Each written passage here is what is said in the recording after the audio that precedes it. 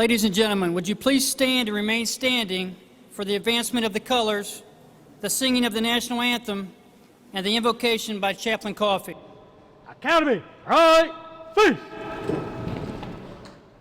Honor Guard, advance the colors.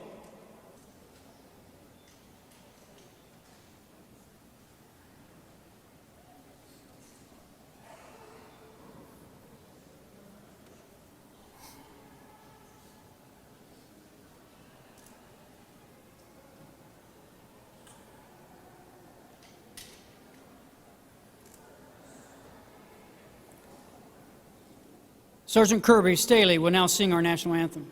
Honor Guard, officers, Oh, say, can you see by the dawn's early light what so proudly we hailed at the twilight's last gleaming, whose broad stripes and bright stars through the perilous fight o'er the ramparts we watched were so gallantly streaming. In the rocket's red glare, the bombs bursting in air gave proof through the night that our flag was still there. Oh, say, does that star-spangled banner yet wave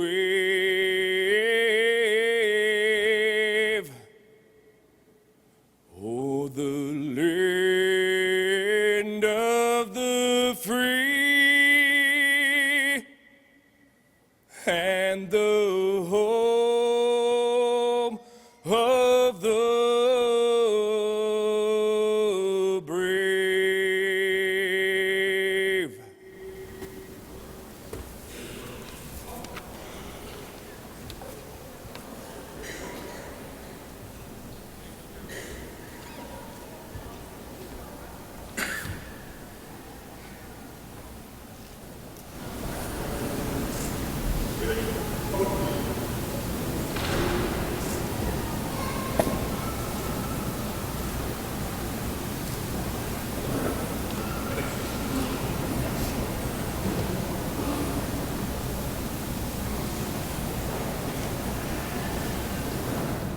officers, order, arms!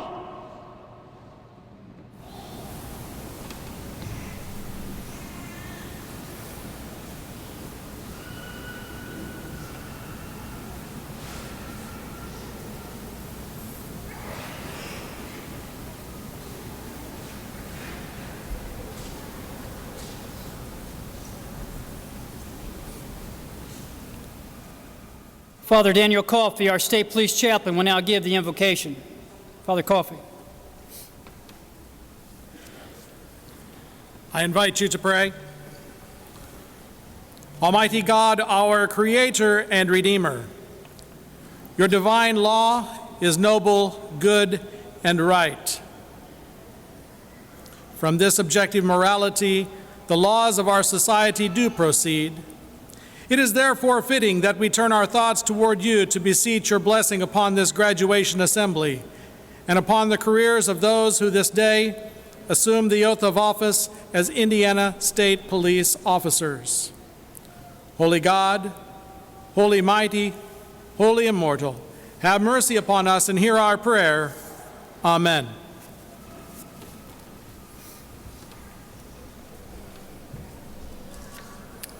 Ladies and gentlemen, please be seated.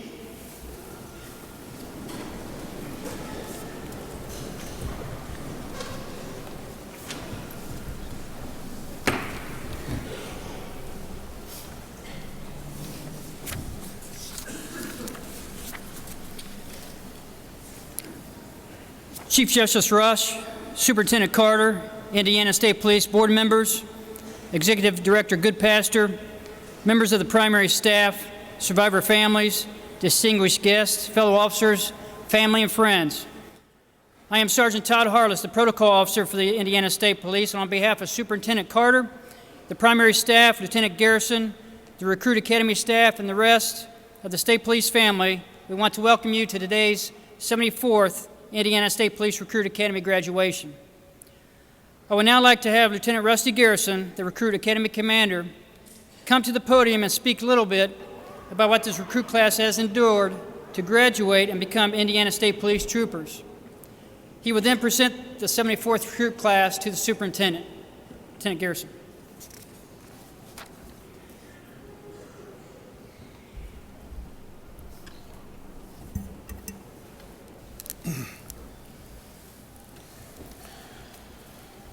Good evening, ladies and gentlemen.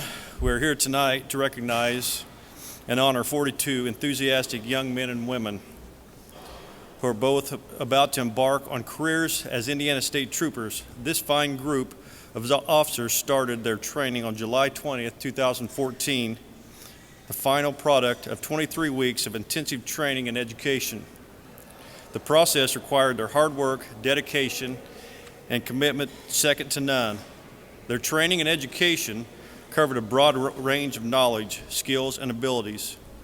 Each component of their training was essential in preparing them for the responsibilities they are about to assume. The capabilities have been developed and fine-tuned to enable them to make critical decisions in a variety of diverse circumstances in a constantly changing and evolving environment. The motto of the Indiana State Police Recruit Academy is excellence through discipline. The Recruit Academy staff and numerous instructors have given a vast amount of time, effort, and talent to transform these 42 individuals into the graduating members of the 74th recruit class. They instilled in them a passion to serve the citizens of Indiana to be the best of their ability as Indiana State Troopers, 100% effort, 100% of the time. The journey these recruits undertook while in the academy was different than anything they've ever will do again. The class has received over 600 hours of classroom instruction and just shy of 300 hours of practical and scenario-based exercises. In order to graduate, each recruit had to successfully complete 5 physical assessments set forth by the Indiana Law Enforcement Training Board. Their diligence, perseverance, and most importantly, teamwork allowed them to meet and in many cases surpass the academic and physical standards of excellence expected of them. Family and friends should be proud of their accomplishments. With that said, Superintendent Carter, the 74th Indiana State Police Recruit Academy presents to you 42 probationary troopers ready for appointment. Academy, ready, cease!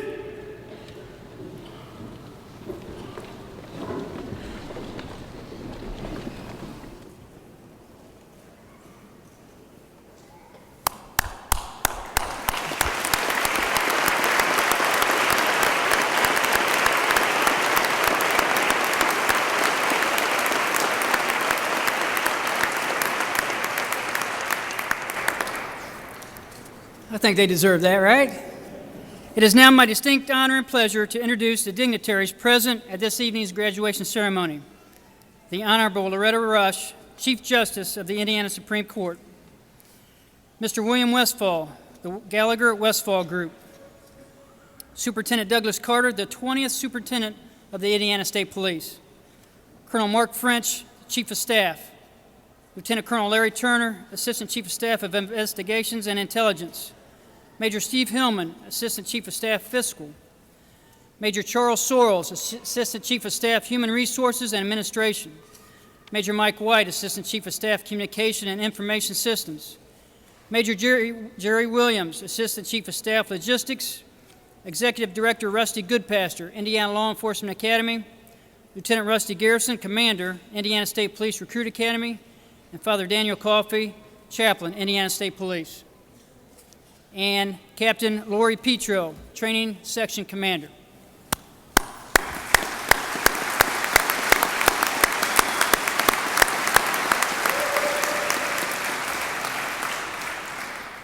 And now please join me in welcoming the 20th Superintendent of the Indiana State Police, Superintendent Douglas Carter.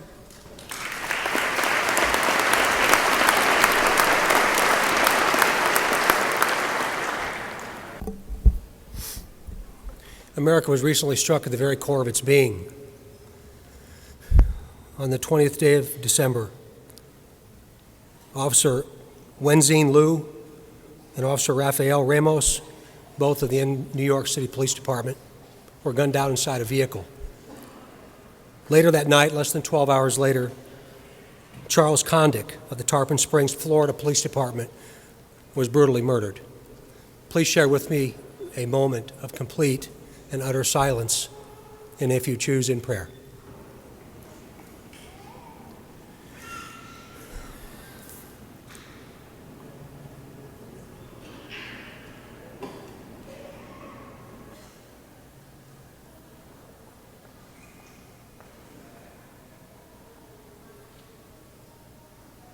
Thank you very much. Everybody can take a breath now, please. You too can take a breath now. Your loved one sitting here has chosen a very honored and revered profession at a time in human history when we have to ask ourselves why. These ladies and gentlemen have heard me speak to them about a philosophical view of the world many, many times. But when I get an opportunity to stand before you as their family members, I hope you'll allow me. I don't know about you, but my worldview is a bit skewed right now. And I have to wonder why. Why can't we all live together in peace on this planet? Why can't we find balance in our lives? Why do we continue to hate? Why do we continue to allow ourselves simple disagreements and become mortal enemy? I don't understand. I just don't. It was 30 years ago last month where my father, who was an Indiana State Police officer, gave me my badge and made me promise to not become cynical like he had. I lived up to my word for my dad, because I'm not. What concerns me greatly is what these ladies and gentlemen are about to experience in their human lives. The death, dying, destruction, hurt, pain, and sorrow that comes with human existence, you see. How will it affect them? I don't know. How does it affect you?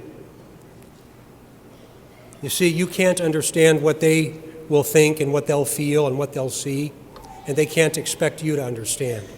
But let's talk about something greater than the law enforcement presence in America. Let's talk about human existence built around human compassion and understanding for other people, even if they don't look like us, even if they don't think like us, even if they don't believe like us. When we watch what's going on around the world in this complicated place, our time is just a speck. It's just a moment in the existence of the world. And as we pay attention to what's happening in faraway places, we absolutely should. We should talk about the good things of human existence in those faraway places. But at the end of the day, we can't control them. I would challenge everyone to think about the possibility of controlling what happens even in Washington, D.C., in the state of Indiana, in this incredible historic building that's got such presence in the history of our state. But ladies and gentlemen, the reality is you can't. I don't know about you, but I have a hard time reading the newspaper, which I try to do every day as I serve in this capacity for each and every one of you. If you watch the news 24 hours a day, you don't hear those good luck stories. You don't hear about good things happening to human beings, and that has a tendency to jade how we view our world. My challenge to you is you can't control it, but you can control the world in which you live, the people that you have influence with, by, and through. And just maybe, if at the end of the day we all would take a personal inventory of our personal lives, and if we have to make something right from the course of the day before us, we do. Because I believe that no matter what, even with those that possess evil amongst us, and there are plenty, they close their eyes and they go to sleep because that is what the Creator expected, and that's what He allows us to do. And then we wake up and we get to do it all over again the next day. Imagine what that might be.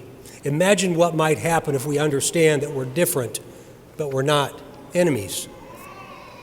If we show human understanding and empathy and compassion for other people, imagine what the world could be.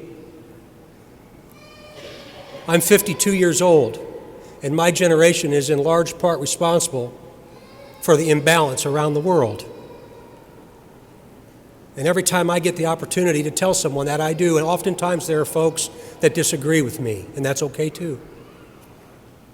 But the reality of it is, if we don't do something about what's happening in our very lives and in our very world, this generation's in big trouble. In big trouble. So we must acknowledge it. We can't continue just to blame the generation before ours. Blame the generation before that one. Before long, we get back to the greatest generation in history. I own part of this, folks. The problem with it is we now give it to you. We give the ill of society to you. Your challenges are immense. Are immense. I want you to remember this day. I want you to remember not only what those expectations are, but what your heart tells you to do in the way in which you deal with another human being. You see, the law gives you tremendous authority. Use it wisely. If you have to ask yourself if what you're about to do is right or wrong, I assure you it's wrong, because you know what right is. Even at 4 a.m, when no one's watching, do not treat people with disrespect. That's what your families expect. That's what your communities expect. And it's absolutely what I will always expect of your presence as a member of this agency. I wish I could predict what the future might hold. It scares me to death, and I'm not afraid of a whole lot. Today's the day. Today is the day. And I hope you'll join with me. We can go back in time through the prism of the past and have a pretty clear idea of what the future might hold. 1991, South Central Los Angeles. 1994, Los Angeles, California. 1999, Columbine High School, Littleton, Colorado. And the events continue to mount upon us as human beings. Collectively, we must come together as one and make it different for the generation that will follow. I hope that you'll enjoy each day. I hope that you'll understand the tremendous, tremendous responsibilities that you have. We have been very fortunate in Indiana. Historically, an Indiana State Trooper dies every 1.71 years. And it's been a long time since that's happened, before one of our own have fallen for something much greater than themselves. It's at the tip of my mind and the tip of my heart every single day. Matthew 5 says, "Live so that they will see the good things you do and will praise your Father in heaven." If that's not a pretty clear idea of the ability that you have and the responsibility that you will have in a very short period of time, we'll never be able to do that. To the moms and dads, grandparents, sons, daughters, friends, family members, a sincere thank you. This has been a grueling period of time. I'm the luckiest guy on this planet to be able to represent folks just like the 42 people that sit here before me. I will never take it lightly. I will give you every ounce of my being until my final day. May God speed, and I wish you all well.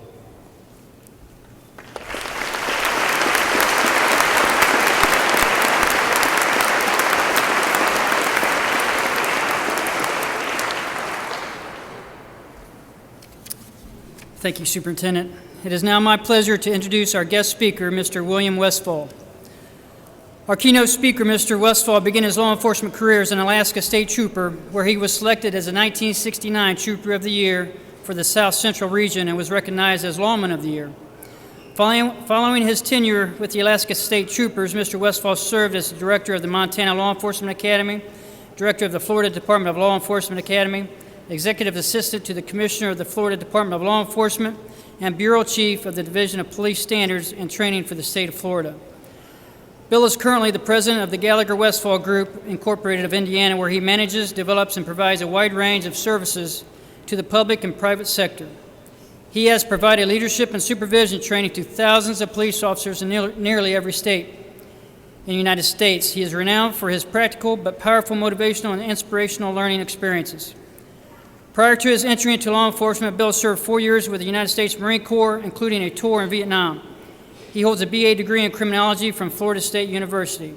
He is a graduate of the FBI National Academy and has served as adjunct faculty with the Northwestern Traffic Institute, instructing mid-management and first-line supervisors courses. Please welcome Mr. Bill Westfall.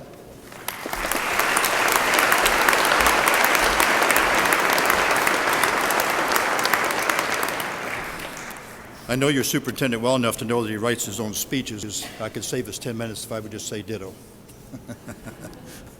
If you'll allow me. To those representing today's 74th graduation class, I want you to know that for me there's no greater privilege at this stage of my life than the invitation to address this class in this rite of passage.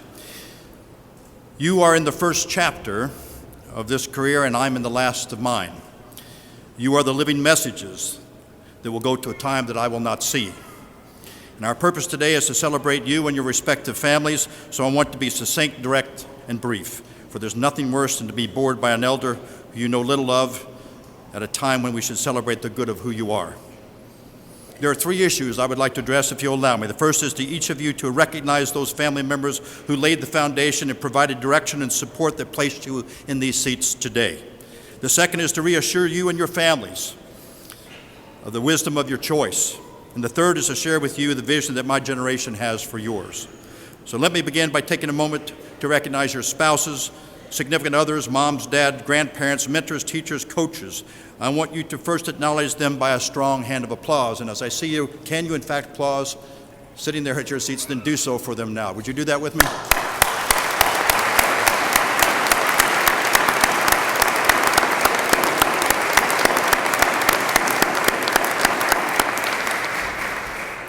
Please make sure before this evening is concluded that you look them in the eye, embrace them, and sincerely thank them. The second issue is to reassure you and your family of your choice. Many of your family members sit here this evening proud of you and your decision to begin the heroic path, but I know that they have anxious hearts given the present times. So I want to reassure you and I want to reassure them. If I could speak collectively to this nation, I would simply say, settle down. The enemy in this time is not the media, it's not the politician, it's not an administration, it's not members of the community, and it's certainly not the police officer. The enemy is evil, and it lurks, smiling, glibly, liking nothing better than division among those whose mandate it is to do good. We, the police, the politician, the special interest groups, the general public within our communities must find a pathway back to a common ground of civility and of a common vision of peace and excellence. We need to fix the problems and not fix the blame. Mature, sincere leadership, in the words of one author, cares above oneself. It cares only for the people's security and promotes the people's interest and is the nation's treasure. And speaking with some experience, let me reassure your families that you graduate today and what you join today is one of the finer agencies of its kind in the nation. The Indiana State Police executive leadership in this administration, led by Superintendent Carter, a second-generation Indiana State police officer, is simply one of the finest it has been my privilege to know and observe over the last 20 years. I ask that my grandchildren be allowed to attend this ceremony simply so they can be exposed to the heroic, so they have a glimpse of see what it looks like. And I would also ask that you not be concerned about this generation. It has been said that one day of battle will reveal more about the character of a generation than 100 years of peace. And we've watched this generation of young people represent this nation in two of the most insidious and difficult wars over a 10-year period, and their per-unit combat efficiency is essentially unmeasurable because there's nothing comparable in the industrial period of warfare. As much as I admire the greatest generation of World War II veterans and my generation of Vietnam veterans, when we get a close look at how good these young people are, we stand in absolute awe. This is the greatest generation of soldiers, sailors, and Marines in our history. They may never be equaled. Yet our military following Vietnam was virtually destroyed, especially its sense of efficacy. But a generation of Schwarzkopfs and POWs, while initially disillusioned, stayed in the military with a vengeance to restore a sense of pride and honor, and did so within a 16-year period of time. And then they deployed what? One of the finest generation of warfighters this country has ever produced. All this generation of young people ask of us is that they be properly led and they be properly trained. And I believe this profession stands at a similar crossroads as did our military best post-Vietnam. Dr. Bill Tafoya, a respected FBI agent whose picture is mounted on the FBI Academy Wall of Fame, in a 1985 doctoral dissertation, said police will not become a profession until the year 2050, and it broke my heart because I realized I won't be here to see it. But they will. When I first read this, I was taken back. Dr. Foya makes a strong case, though, and he made me realize that we have a great deal of work to do, work that my generation has started and yours must complete. Yours must complete. This class just completed 23 weeks and more than 1,000 hours of some of the better training available in this country. Yet, and I want you to remember this, 34 of the 50 states allow officers to function without training or certification for up to 1 year. Let me do that again. We're giving officers a badge, a gun, and the authority to make an arrest to take a life in an instance in 34 of our 50 states without the first hour of training. And in some states, that training, once completed, amounts to just 80 hours. We require more of those who cut hair in most states for our license than we do of those who are armed guardians of our streets and our communities. If our media or our public knew that, they would be absolutely appalled, and rightly so. Our reason is that we can't afford to train them. I believe today's headlines would argue otherwise. And our moral obligation to these young people, they just want to serve. And I think that argues otherwise as well. And now my third point, if you'll allow me, vision. Earlier this evening, I had the privilege to hand each of you a challenge coin to commemorate your graduation. I don't know if you can do this, but if you can, I want you to take it out and I want you to turn to one side of it. And the side will say the following to you. If you do this job properly, there's nothing more noble you will do with your life. Let me repeat that. If you do this job, and I emphasize properly, there's nothing more noble you will do with your life. I took a few moments this past week to observe you in the course of your training and look at your exercises and realize that I tripled the age of most of you sitting in these graduation seats. But I believe we may have more in common than you may realize. 46 years ago, this December 12th, as a young state trooper in a faraway state, I sat in a similar seat that you sit in today. And those words of Judge Jacobs resonated with me. Like you, I rose to take an oath to serve and protect.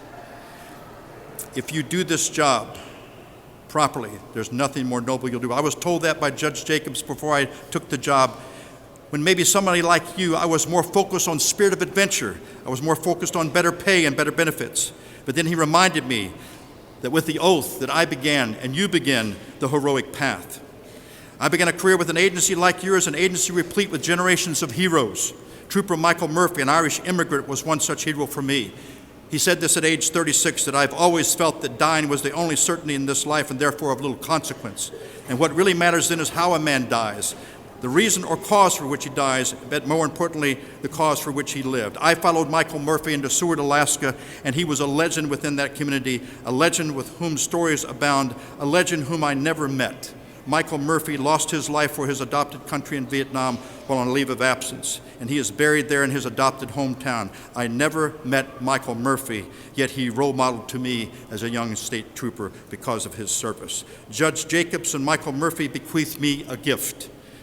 It was not about a spirit of adventure. It was not about better pay or better benefits. It was about the heroic path. And when you chose the heroic path, it's eventually going to come clear to you that your purpose is not to do what you want to do, but what needs to be done. It is what the heroic path will continually demand of you. What Judge Jacobs and Michael Murphy made clear is this path is not about you. It is bigger than you. It is about an emerging profession and whether you will plow the ground and sow the seeds that we might truly be a profession by the year 2050. We gift that coin to remind you that you have the strength and courage to do your duty, but do so with compassion and sensitivity in all your relationships. That you might find strength in the idealism of those past, idealism that emits patience, emits grace, and combines ready good humor with the standard and civility of the ancients and of the old. And if you turn the coin over, you'll find this quote, "From failing hands we throw the torch, be yours to hold it high. If you break faith with us who die, we shall not sleep, we shall not sleep." There's an old proverb that says, "Where there is no vision, the people will perish." We would add that where there is no vision, the police will perish. So now I speak of vision about my generation to yours. And if you'll allow me very quickly, Stephen Pressfield's Virtues of War, he depicts Alexander the Great's conquest of Persia.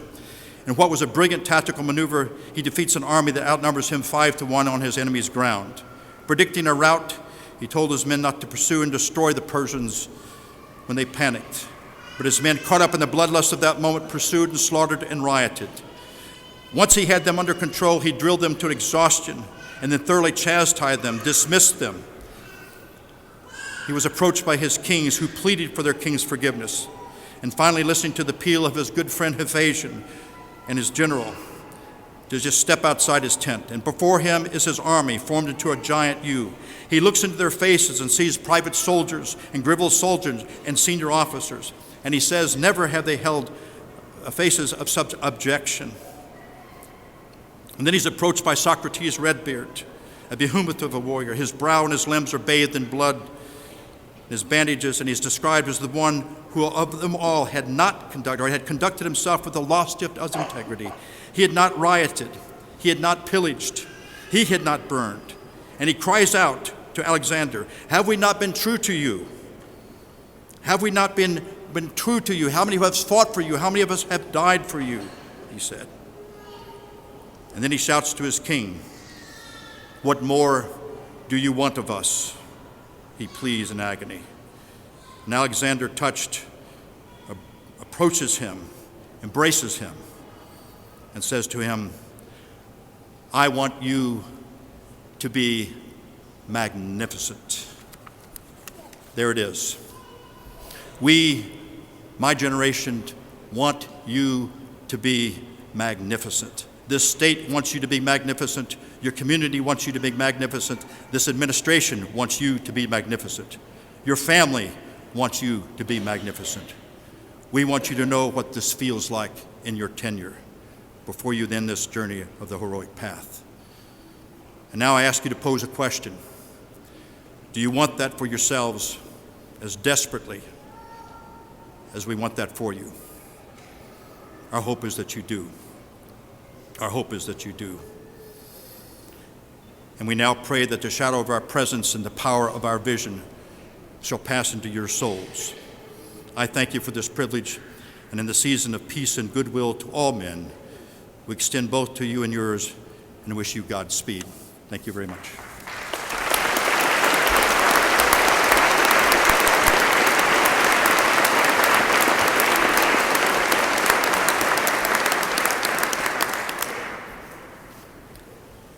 Thank you, Mr. Westfall. At this time, the oath of office for the 74th recruit class will be administered by the 108th Chief Justice of the Indiana Supreme Court, Chief Justice Loretta Rush. Loretta Rush was appointed to the Indiana Supreme Court by Governor Mitch Daniels in September 2012. She took the oath of office as Indiana's 108th Supreme Court Justice on November 7th, 2012. She became Chief Justice on August 18th, 2014. Prior to her appointment, she was elected Tippecanoe Superior Court III judge and served for 14 years. Chief Justice Rush was born in Pennsylvania but finally settled in Indiana in 1972. She earned her undergraduate degree from Purdue University and graduated cum laude from the Indiana University Moore School of Law in Bloomington. She now serves as a member of the Law School's Board of Visitors. As Chief Justice Rush is responsible for supervising the entire judicial branch. In addition to these administrative duties and working on cases and writing opinions, she currently serves on the Commission on Improving the Status of Children in Indiana and the Indiana Conference for Legal Educational Opportunity Advisory Committee. She also chairs the Judicial Nominating Qualifications Commission. Chief Justice Rush is married and has 4 children. Chief Justice.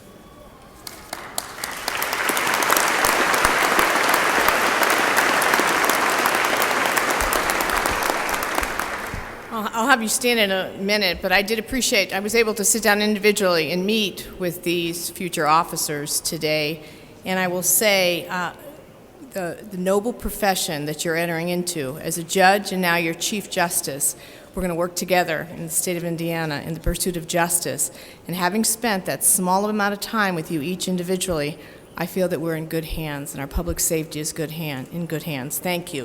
If I could have you all stand up.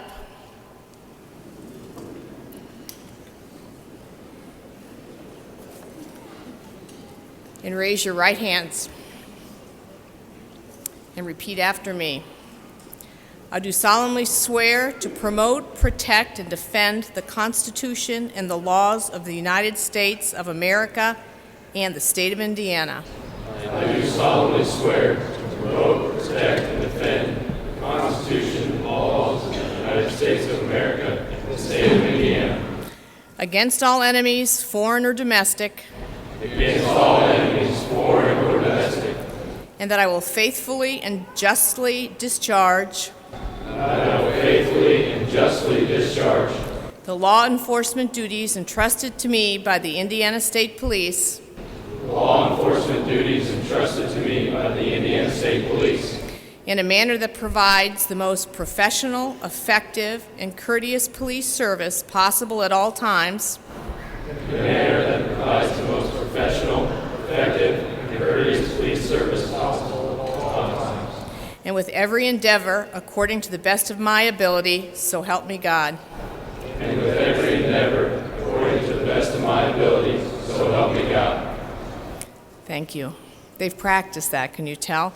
May God bless you all.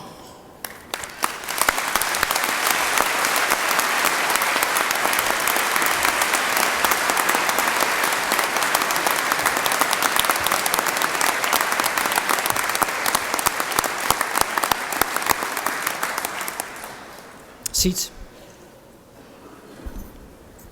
Thank you, Chief Justice. I would now like for Captain Lloyd Petro, the Training Section Commander of the Indiana State Police, to come to the podium and introduce the Recruit Academy Commander, Lieutenant Rusty Garrison.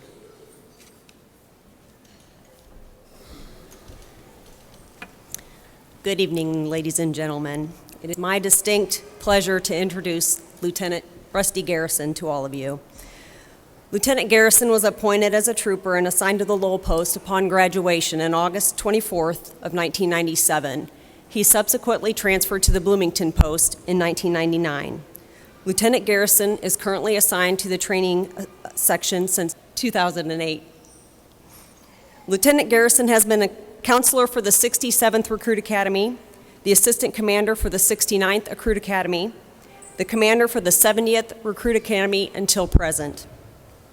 Lieutenant Garrison is a graduate of the Crime Scene School, a former member of the Emergency Response Team, a prior Motorcycle Patrol Unit member, and attended numerous in-service schools and leadership schools, including proudly serving in the United States Marine Corps from 1990 to 1994. Lieutenant Garrison.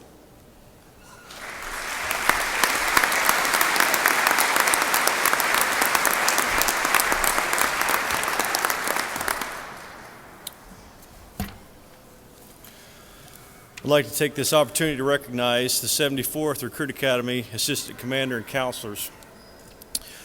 First, I'm going to start with Sergeant Gary Thalls, the Assistant Commander. Sergeant Jennifer Holt, Lead Counselor.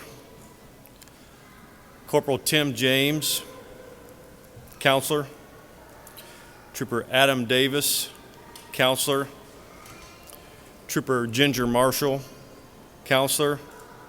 Trooper Seth Toomey, the counselor, and Miss Cindy Holt, the glue and the secretary. These individuals were screened and selected to be counselors for this academy class because of their history of performance as leaders within their respective organizations. The recruits will tell you that these counselors demanded nothing less than their absolute best when it comes to all facets of the academy life and training. I am honored to have served with these troopers, and I know that these recruits are better because of their efforts. And thank you.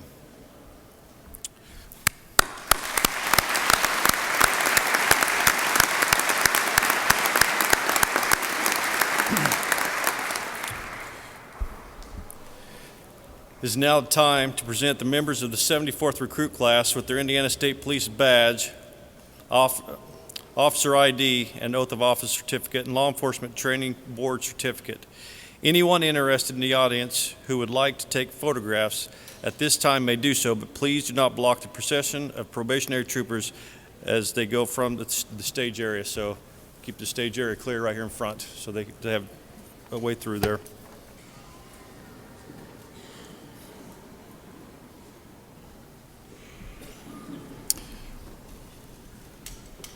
Okay, it's that time where we're going to issue the badges, so please hold your applause until they've been introduced.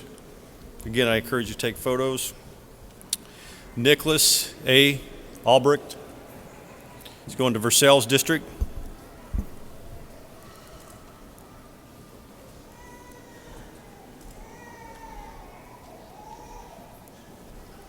Brock M. Buchanan, Evansville District.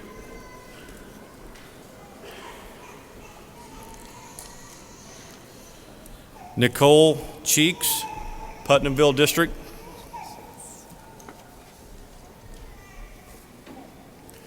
Jeremy D. Cox, Bloomington District.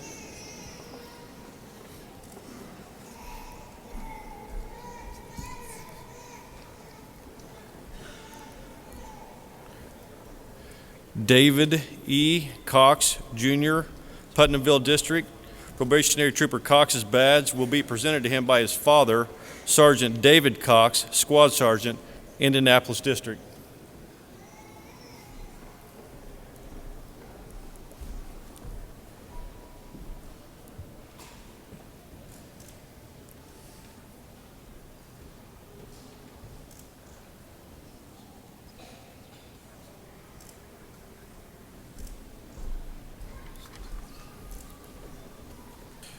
Dustin G. Eggert, Toll Road District.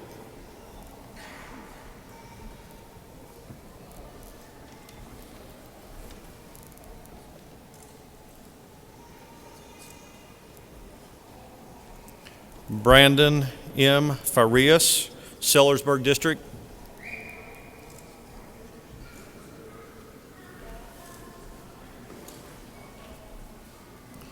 Kimberly M. Finn, Lafayette District.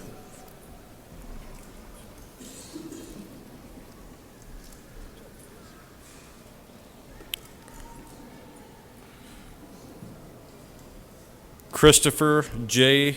Foose, Lafayette District.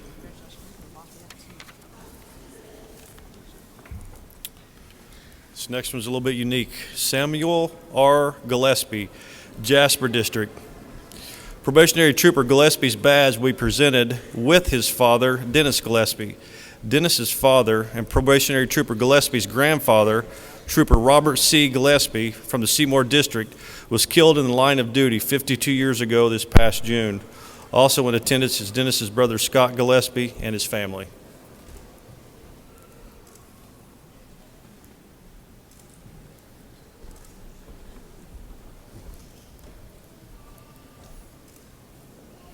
Kyle A. Glaze, Bremen District.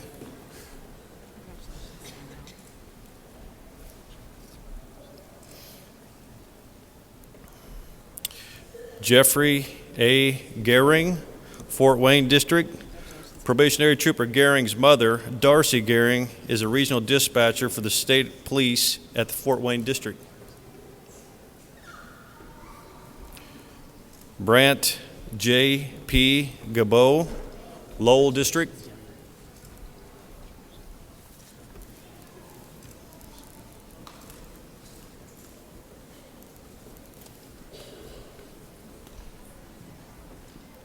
Caitlin P. Green, Jasper District.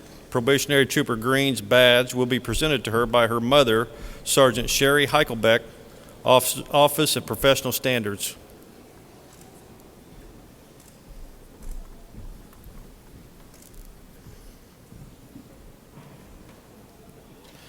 Matthew B. Harris, Bloomington District.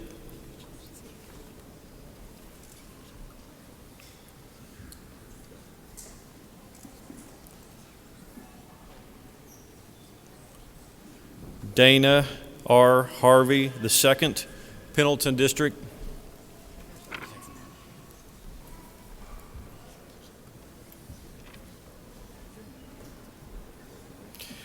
Matthew C. Henson, Toll Road District. Probationary Trooper Henson's father, Sergeant Dave Henson, is a squad sergeant at the Indianapolis District.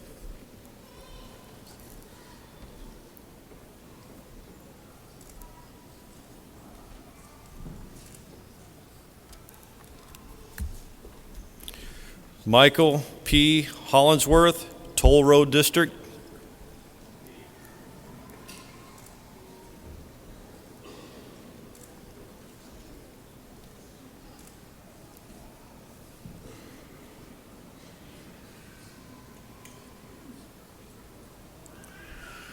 Curtis R. Jones, Lowell District.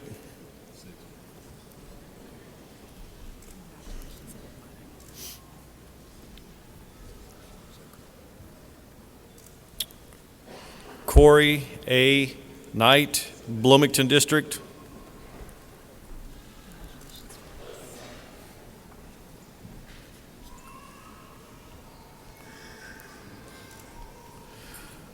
Joshua A. Lynch, Versailles District.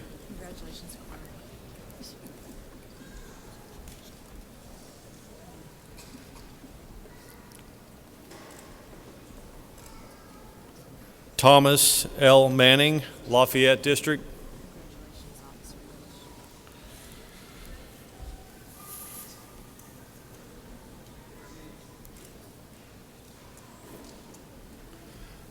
Dustin S. Marshall, Versailles District.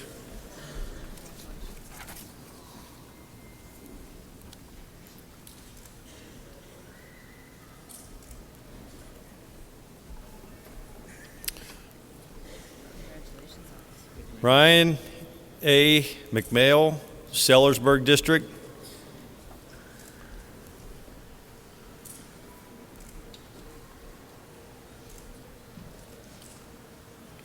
Justin L. Mears, Jasper District.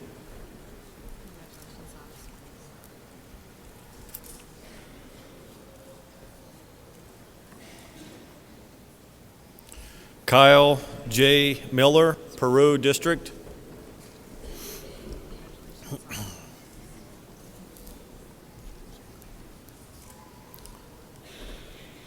Matthew R. Moon, Peru District.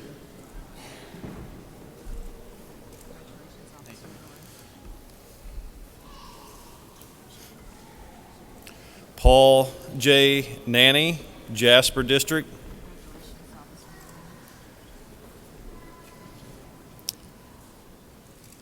Zachary C. Parker, Bloomington District. Probationary Trooper Parker's badge will be presented to him by his brother, Trooper Seth Parker, out of the Bloomington District.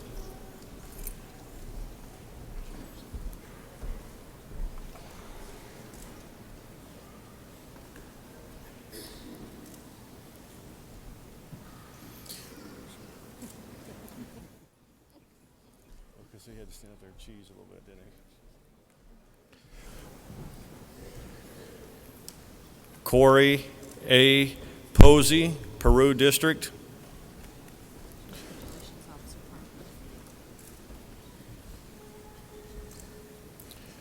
Jason N. Pratt, Lowell District.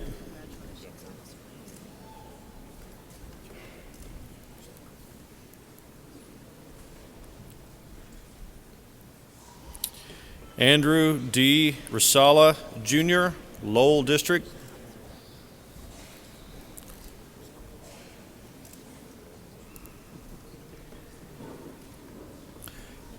Anthony J. Repass, Fort Wayne District.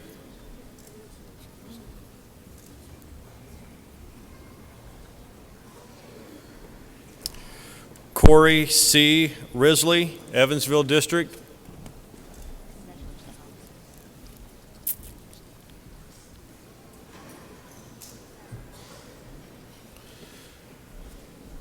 Jathan L. Rose, Toll Road District.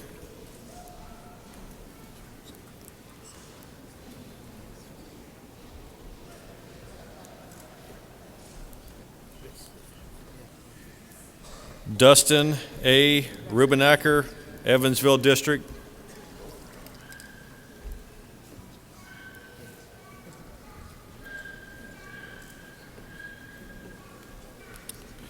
Dustin A. Rutledge, Peru District.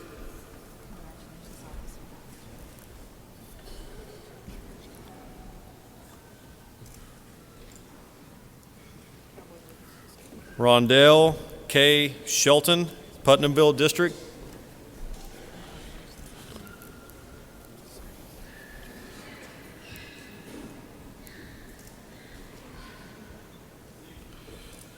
Chad J. Snyder, Versailles District.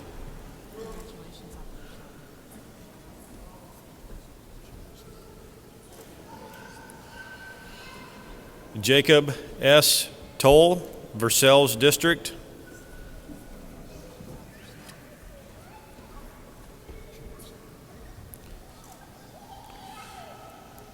Christopher D. Waltz, Indianapolis District.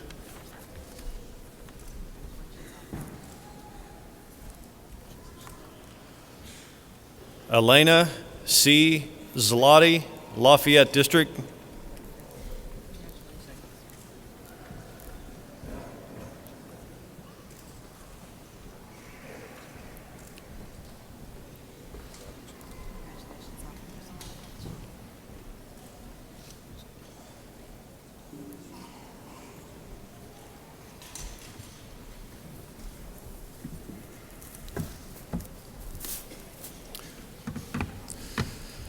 Ladies and gentlemen, please join me in a round of applause for the 74th Indiana State Police Recruit Academy.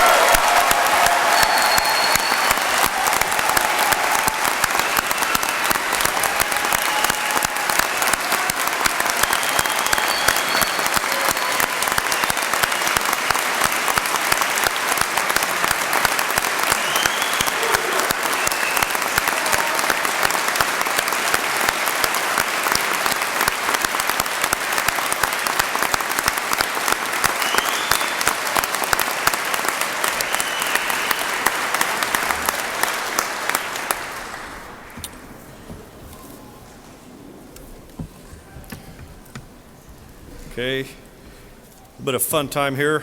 It's time to hand out some awards now. First award is the Superintendent's Award winner. The Superintendent's Award is presented to the recruit who during the academy stood out academically, physically, and strived to truly be the best of the best. The recruit excelled not only in the classroom, but also firearms, defensive tactics, emergency vehicle operations, and in the view of the Academy staff, epitomized the characteristics of a future trooper. The recipient of the 74th Recruit Academy Superintendent's Award is probationary trooper Zachary C. Parker.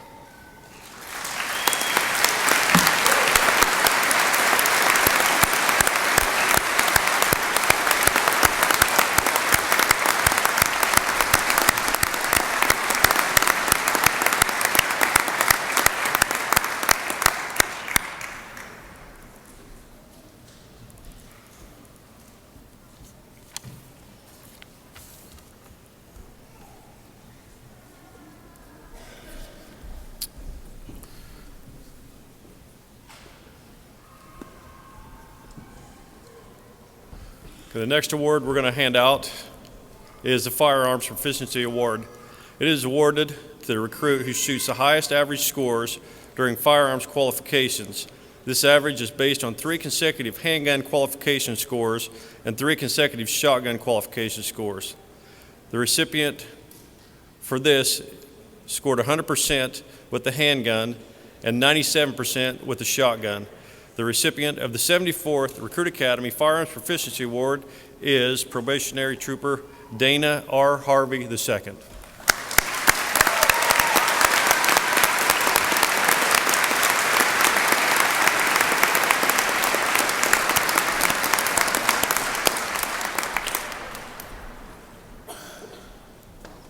For those of you that weren't there last night, he was also our platoon leader.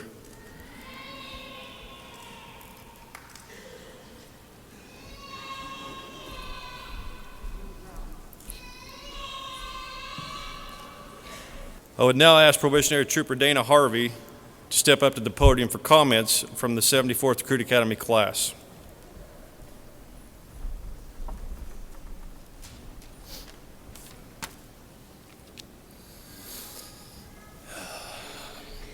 I'd like to welcome Chief Justice Rush, Superintendent Carter, Indiana State Police board members, Executive Director Goodpaster, members of the primary staff, survivor families, distinguished guests, fellow officers, family, and friends. It is an honor to stand with you this evening representing the Indiana State Police 74th Recruit Class. Just over a year ago, over 1,600 men and women from all over the state and throughout the Midwest applied to become a part of this elite organization. When we arrived at the Indiana Law Enforcement Academy on July 20th, there were 59 of us ready to begin a life-changing endeavor.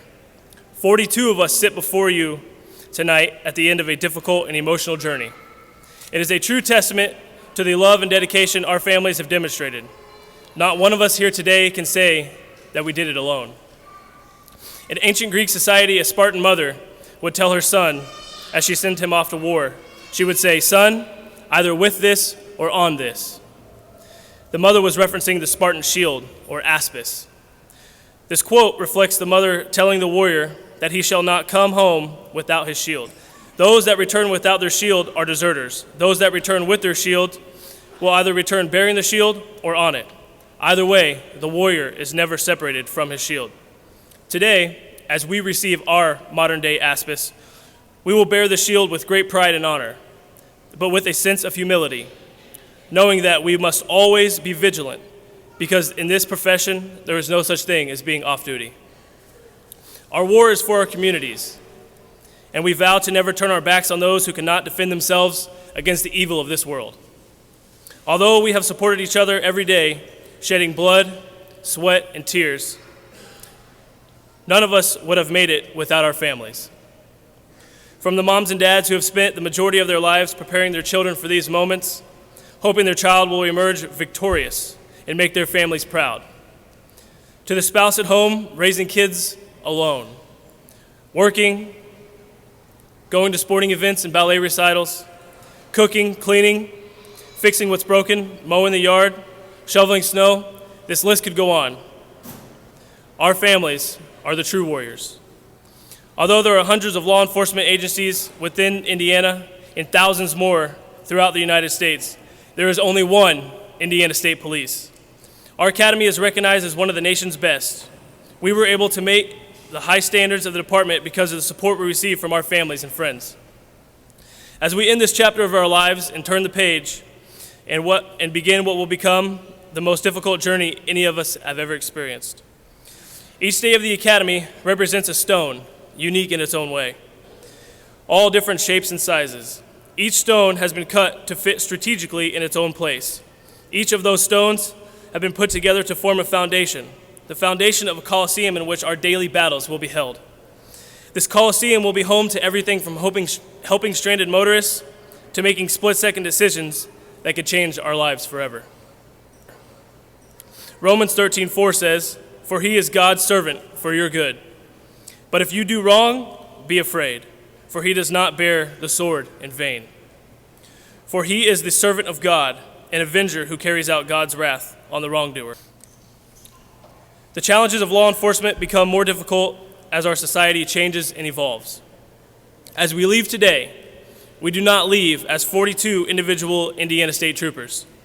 We leave as one team, unwavering, united in integrity, service, and professionalism.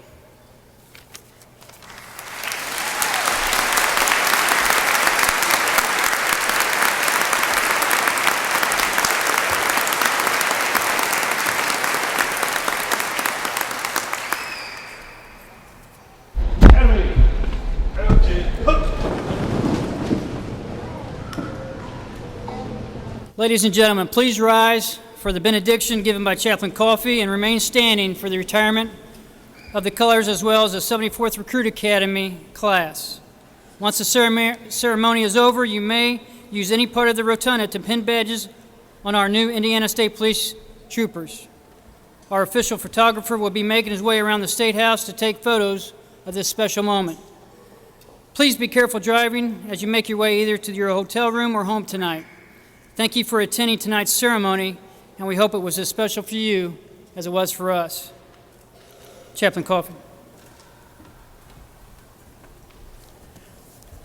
I invite you to pray. Almighty God, since ancient times, you have declared the following promise in holy writing. Be strong and courageous.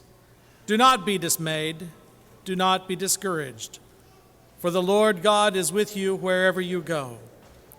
We therefore turn to you and confidently petition that your promise remain with perpetuity upon these new troopers throughout their careers as Indiana State Police officers. The Lord bless you and keep you.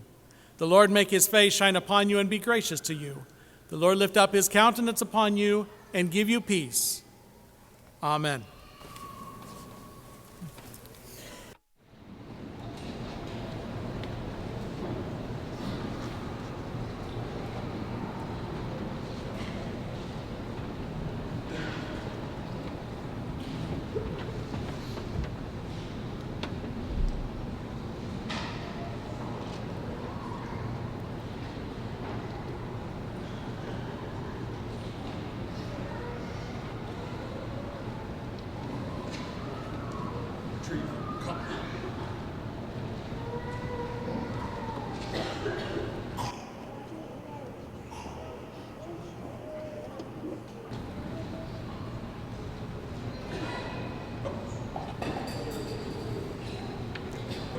Ready, thanks!